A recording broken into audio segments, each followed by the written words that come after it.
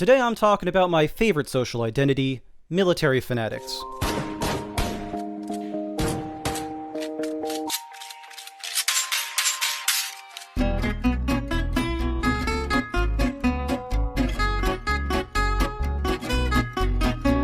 Right now, it's happening. At this very moment, as you're listening, an impressionable young enlistee is shaping their entire personality.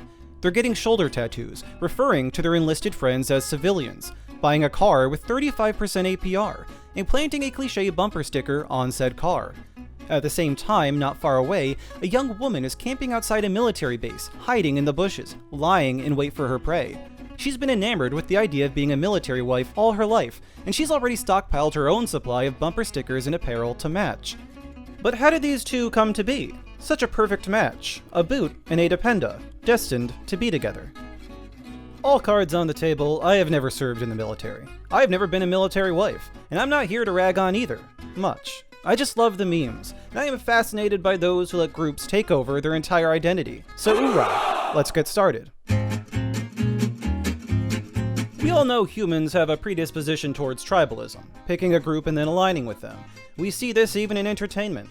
Sports team fanatics are a standard across most cultures, and team tribalism is so strong that in one study, when basketball fans were offered a bet for a free $5 if their team lost an upcoming game, nearly 50% refused the deal, considering the bet traitorous. And that's because groups can define our identities, our sense of self. And in the 1970s, Henry Tajfel and John Turner presented the social identity theory, which helped explain all of this. The social identity theory relied on the normal human reaction to group things together. Our brains categorize everything we encounter, especially people, which Tajfel and Turner called social categorization. They stated that this was the first mental process we go through upon meeting someone. We divide them into race, gender, nationality, social class, whatever. And this isn't a bad thing. It makes it easier for us to interact with people. For example, if someone is wearing a Cold Stone uniform, I know it would be inappropriate to tip them, because then they'll start singing to me. Categorization lets us know how to behave. Next, we go through a mental process known as social identification. This is adopting the behaviors and actions you are categorizing yourself into. This is like the Hippocratic Oath medical students take. If you identify as a physician or any healthcare worker, you want to do no harm. Or, as in the case of our military members, it can lead to rhetoric like, we get more done before 6 a.m. than most people do all day. So whether it's being hardworking or trustworthy or whatever, you're behaving in line with what your in-group identifies with. And this is still not a bad thing. Sure, it can lead some people to letting their ego run amok, but still, no one's getting hurt, just annoyed. The last mental process we go through is where things start deteriorating, social comparison. If our identities are tied to our in-groups, then to protect our self-esteem, we need to compare favorably to all out-groups. A key hypothesis of the social identity theory is that we will seek out the negative aspects of foreign groups, so that we can solidify in our minds our superiority.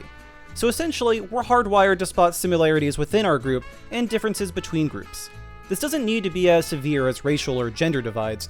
Studies have shown that in-group favoritism can appear in something as trivial as a coin flip. Literal chance, not unlike being born into a random country, gets people riled up into protecting their identity. And this favoritism is exactly what you would think it is. We exaggerate any differences between our group and the others to help enhance our group distinctiveness, to make it clear that it's an us versus them situation. Our brains have a bias. We hold on to more positive information for our in-group and negative information for the outgroup. Even if someone has no interaction with anyone from the outgroup, it's been shown that individuals will still begin to foster negative feelings towards them. And it's a blanket of negativity, due to something known as Outgroup Homogeneity. Our brains have a way of seeing those in other groups as more alike, like thinking that all cops are violent pigs with a power complex, or that all Antifa protesters are soy boy anarchists. Conversely, we see our own group as being more diverse and well-rounded, full of varied personalities from all walks of life. And somehow this hypocrisy just completely flies over most people's head. To illustrate just how ridiculous this is, one study interviewed various college females from different sororities, and each member claimed that their own sorority was more diverse and heterogeneous than the other sororities. On paper, it's absolutely ridiculous, and I question how people can be this blind, but I'm sure I'm no different. Human brains are still garbage even if you can realize they are. The social identity theory does a very good job of presenting a framework that explains a lot of the personalities we meet. vegans, PC gamers, rabid Marvel or DC fans, and certainly select, but not all, military members and their dependents. The military is an in-group extreme. We have so much military propaganda in America that supporting the troops is an expected platitude from politicians for or against war.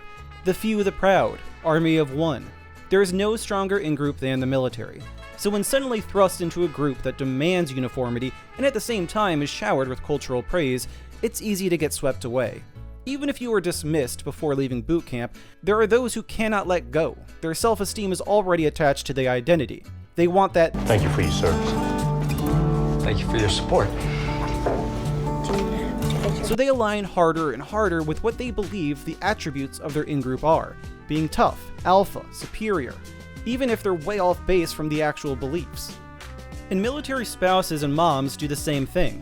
I've known mothers who were adamantly opposed to the military, but when their son joined the army, they dived headfirst into the identity of a proud army mom. For spouses, they're usually right at that age when young adults start figuring out where they fit in the world. And if all their free time goes into raising kids or supporting their military spouse, then they rely on that for an identity. It's an easy way to maintain self-esteem. And if they ever start feeling overshadowed by their military partner's strong identity, well, multi-level marketing schemes can fill that void. What Sensi brings to me is just this sense of self. And MLMs certainly go after them. And this is all fine and dandy until the Outgroup Rivalry begins, and it always does. If self-esteem isn't rising high enough from the in-group alone, the outgroups need to be lowered to gain that sense of superiority. You can see army wives doing this by claiming they have the hardest job of all, or they can lean even harder into whatever distinctiveness they find between their in-group and the outgroup. So military wives may end up trying to assert the rank of their husband, attempting to take leaps and bounds in their in-group hierarchy. Perhaps worst of all, though, is self-stereotyping, which can be a way to protect egos from personal failures. Self-stereotyping is using the characteristics of the in-group to justify shortcomings, like doctors excusing their poor handwriting because of the stereotype. A military man may justify his loose temper as just a product of being too alpha, or a military wife may justify her infidelity as a symptom of the role's hardships. It's an easy way to avoid any introspection or guilt. Look, at the end of the day, I see no difference between fanatical military wives, the moms, or the service members themselves. The few that take the identity too far are just caught up in needing a self-esteem boost, an injection to their identity. Bing, bing, bong. It doesn't help that the army desires to take in impressionable youths that are just discovering who they are, but that's not going to change. In fact, they want to get to kids even sooner, like 12 years old or younger. That's why esports are their new marketing campaign. In 2019, 20 Army gamers were picked to lead an official Army E-team that would stream, go to tournaments, and pitch enlistment to Gen Z. These young kids get in the Army, are incentivized to marry through BAH increases, and are deprived of normal dating opportunities, so it's no surprise that many get married. 56% of service members are married, so a new boot and Depend-a-power couple are born all the time. And this works for the military, because the main predictor of enlisting is having a family member who served. 79% of Army recruits reported having a family member who served, and 30% of them said it was a parent. Having naive kids marry early and crank out babies works very well for the military-industrial complex, but I'm not here to get into all of that. The point is that in-grouping is strong, but it can be fought against through education, if for no other reason than to stop people who think they are superior from annoying the rest of us. Whether you're a military member, spouse, mother, father, or just someone who tries to gatekeep whatever dumb group you think is important, just stop. You don't need your in-group to feel special. You already are. Now get a life.